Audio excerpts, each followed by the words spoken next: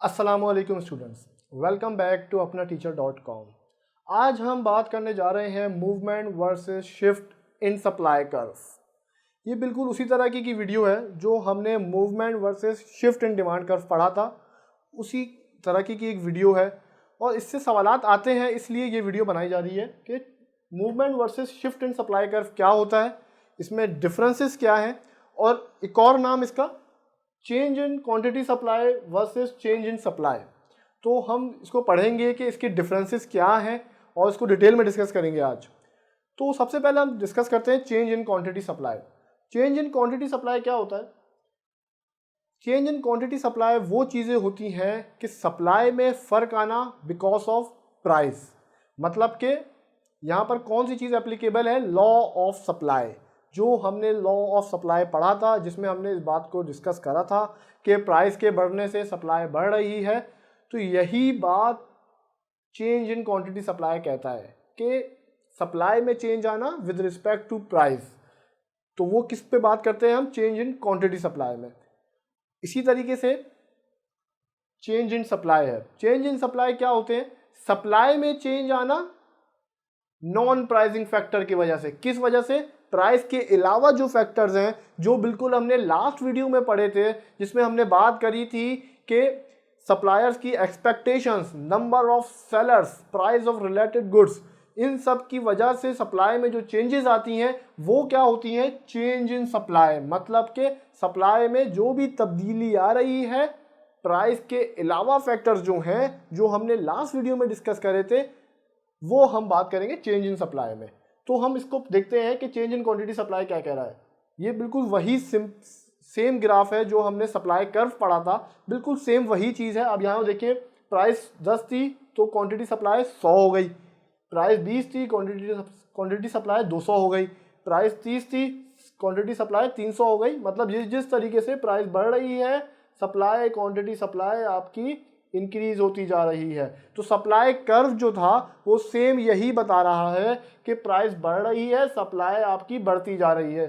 जैसे law of supply है, बिल्कुल वही बात, वही सेम बात मैं यहाँ कर रहा हूँ, कोई नई बात नहीं कर रहा, सिमिलर सेम बातों को मैं दोहरा रहा हूँ। इसीलिए बार बार दोहरा रहा हूँ ताकि आपको आपके जहन में बिल्कुल बैठ जाए ये कॉन्सेप्ट सप्लाई का, सप्लाई कर्व का, लॉ ऑफ सप्लाई का। सारे कॉन्सेप्ट्स आपको बिल्कुल याद हो जाएं, बिल्कुल उसको आपको रटने की ज़रूरत ना पड़े, हर चीज़ आपके बिल्कुल कॉन्सेप्ट बिल्कुल आपके क्लियर हो जाएं। इसीलिए बार बार इसको बता रहा हूँ कि हमने यहाँ पर क्या बात करा कि भाई अगर क्वांटिटी सप्लाई में विद रिस्पेक्ट टू प्राइस कोई चेंज आ रही है तो हम इसको कहाँ पढ़ेंगे? चेंज इन क्वांटिटी सप्लाई में या मूवमेंट इन सप्लाई कर्व में बात करेंगे।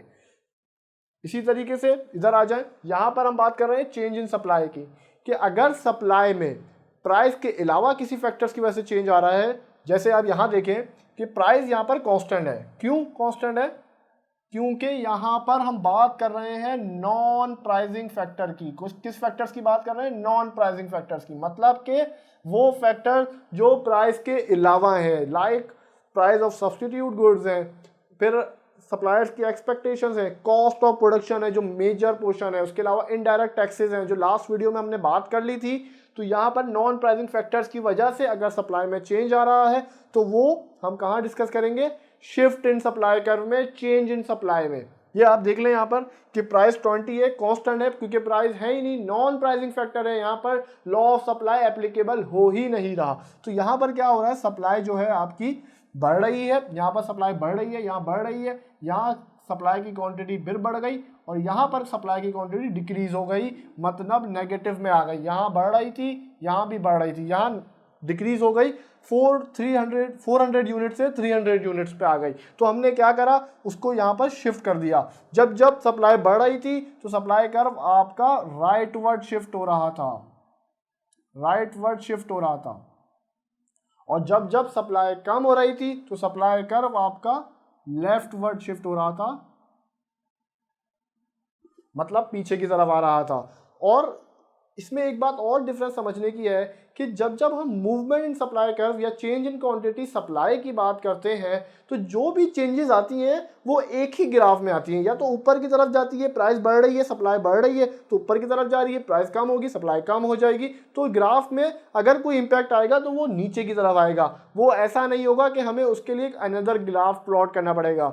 जब जब प्राइस चेंज होगी, क्वांटिटी सप्लाई चेंज होगी, मगर वो सारी चेंजेस उसी ग्राफ के अंदर होगी। मगर जब हम बात करते हैं चेंज इन सप्लाई की या शिफ्ट इन सप्लाई कर्व की, तो जो भी चेंजेस होंगी वो उसके लिए ग्राफ जो है वो एक न्यू प्लॉट होगा, अलग से प्लॉट हुआ करेगा। जैसे हमने यहाँ पर अलग अलग सप्लाई कर्व बनाए हैं, 4 सप्लाई कर्व बनाए हैं, 4 क्वांटिटी थी, 4 दफ़ा चेंजेस आई हैं, या तो इंक्रीज हो रही है या डिक्रीज हो रही है। तो जो भी चेंज इन सप्लाई होगा या मूवमेंट इन सप्लाई कर्व होगा वो या तो लेफ्ट वर्ड होगा या राइट वर्ड होगा। उसके लिए आपको नया सप्लाई कर्व ड्रॉ करना पड़ेगा, प्लॉट करना पड़ेगा। यहाँ पर उसी में चेंजेस आती हैं, या तो इंक्रीज होगा या नीचे की तरफ डिक्रीज होगा। लेफ्ट वर्ड या राइट वर्ड का कोई चक्कर नहीं है, एक्सटेंड होगा या कॉन्ट्रैक्ट होगा। बिल्कुल सिमिलर कॉन्सेप्ट है जैसे हमने movement versus shift in demand curve पढ़ा था, उसी तरीके से सप्लाई कर्व पढ़ा है हमने। तो हमने सारी बातें सप्लाई की कर ली हैं जिस तरीके से हमने डिमांड में करी थी। सबसे पहले हमने क्या बात करी थी, हमने लॉ ऑफ डिमांड पढ़ा, फिर डिटर्मिनेंट्स ऑफ डिमांड पढ़े कि ऐसे कौन कौन से फैक्टर्स हैं प्राइस के अलावा जो डिमांड में फ़र्क करते हैं। उसके बाद हमने किस पे बात करी, movement versus shift in demand curve. ये तीनों चीज़ें हमने डिटेल में डिस्कस करी। उसके बाद हमने बिल्कुल सिमिलर चीज़ों को सप्लाई के कॉन्सेप्ट से डिस्कस करा, लॉ ऑफ सप्लाई को डिस्कस करा। फिर हमने डिस्कस करा डिटर्मिनेंट्स ऑफ सप्लाई को। लास्ट वीडियो में हमने ऐसे वो फैक्टर्स जो प्राइस के अलावा सप्लाई पे फ़र्क करते हैं, हमने उसको डिटेल में डिस्कस कर लिया। उसके बाद आज इस वीडियो में हम क्या बात कर रहे हैं, movement versus shift in supply curve. इस कॉन्सेप्ट को भी हमने अभी डिटेल में डिस्कस कर लिया। उम्मीद है आपको समझ में आया होगा। इसके बाद का जो कॉन्सेप्ट है वो बहुत इंपॉर्टेंट कॉन्सेप्ट है। उसमें हम एक नई चीज़ सीखेंगे, वो सीखेंगे इक्विलिब्रियम प्राइस। और ऐसे कौन से प्राइसेस, ऐसे कौन से पॉइंट होते हैं जब आपकी जो डिमांड है और आपकी जो सप्लाई है वो बिल्कुल सिमिलर प्राइस पे आ जाती है, सिमिलर पॉइंट पे आ जाती है। तो उस प्राइस को डिस्कस करेंगे कि वो कौन सी प्राइस है जो इक्विलिब्रियम प्राइस को डिटरमाइन करती है। इंशाल्लाह नेक्स्ट वीडियो में आपसे मिलते हैं। अपना बहुत ख्याल रखिएगा। Thank you so much.